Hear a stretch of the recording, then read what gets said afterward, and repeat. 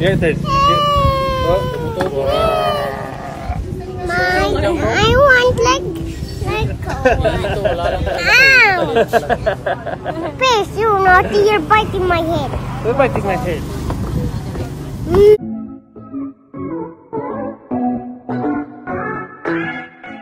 Andy Eigenman, hindi na ipinaghanda ang anak na si Ellie ngayong birthday nito.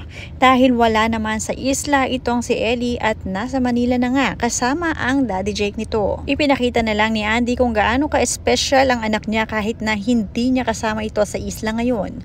Panoodin at kung hindi pa nakasubscribe, don't forget to click subscribe and hit the notification bell to keep you updated.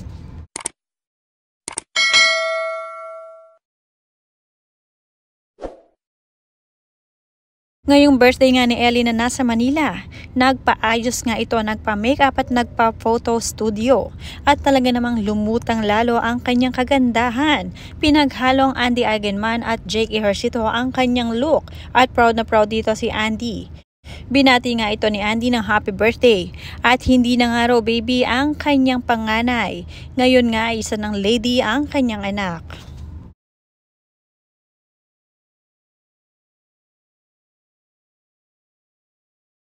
Samantala, sinasamantala naman ni Andy ngayon ang pagkakataong marami siyang free time. Dahil nga ang nakakahiligan nila ngayon ni Philmar ay ang running.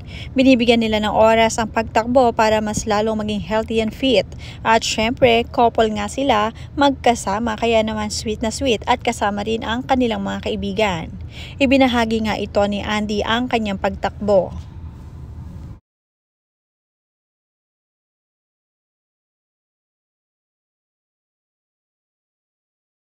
Hi, Yardy! Hi, Miss!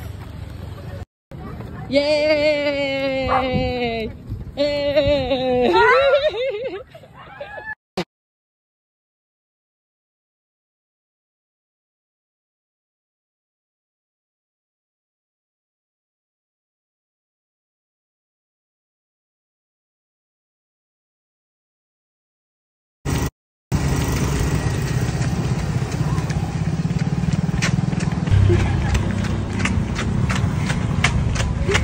Hi!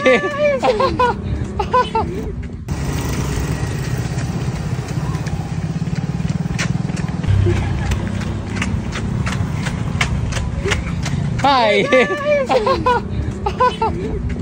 Habang ang dalawang anak nila na si Lilo at Kowa ay busy-busy rin sa kanilang mga activity. At marami nga nagmamahal sa mga ito at marami nag-volunteer na mag-alaga pag busy nga itong si Andy at Philmar. Kaya naman pag sa isla nga sila talaga ay wala silang kaproblema kung saan iiwanan ang mga maliliit nilang anak na si Lilo at Kowa. Nag-homeschool nga ang mga ito kaya naman sobrang fun ang mga activity nila sa bahay. Mini-make sure ni Andy na marami talagang natututunan ang kanyang mga anak. Yes, yes.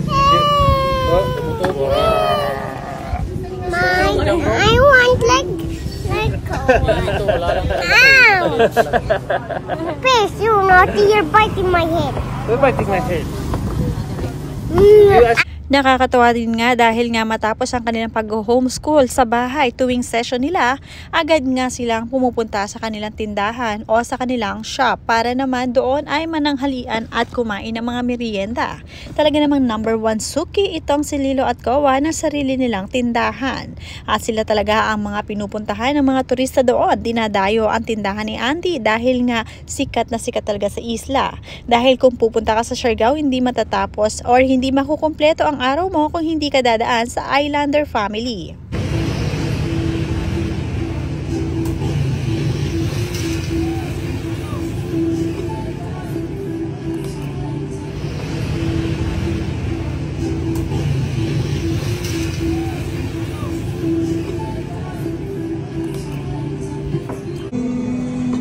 So easy to slide.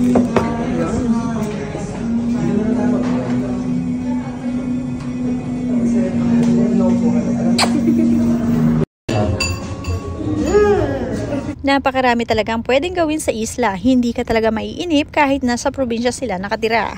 At doon nga sila for good, kaya naman todo ang alaga nila ng mga hayop. Marami ng alaga itong si Lilo at Koa. Katunayan na palaki na nila ang mga best friend nilang aso at ngayon nga ay meron na naman silang bagong palalakihin. Tuwang-tuwa nga itong si Lilo nang makita ang bago niyang alaga.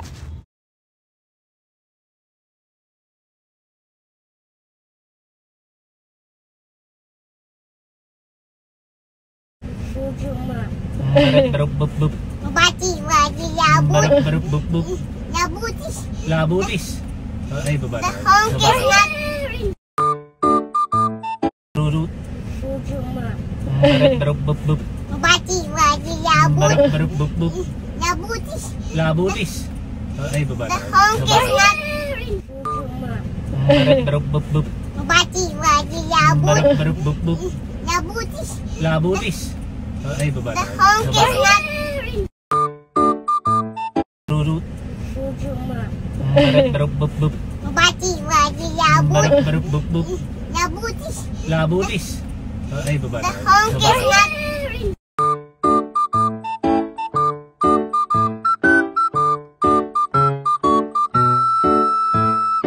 Tuwang-tuwa nga rin itong si Andy dahil nga dalaginding na ang kanyang Lilo. Ibinili nga niya si Lilo ng bagong pair ng earrings at ifinilex nga niya ito. Kasabay nito ay napansin ng mga tao ang pagka-curly hair nitong si Lilo na nagmana talaga sa kanyang mommy Andy. Talaga naman lumalaking napakaganda ni Lilo at syempre dalagan-dalaga ang itsura niya lalo na pag siya ay nakadress.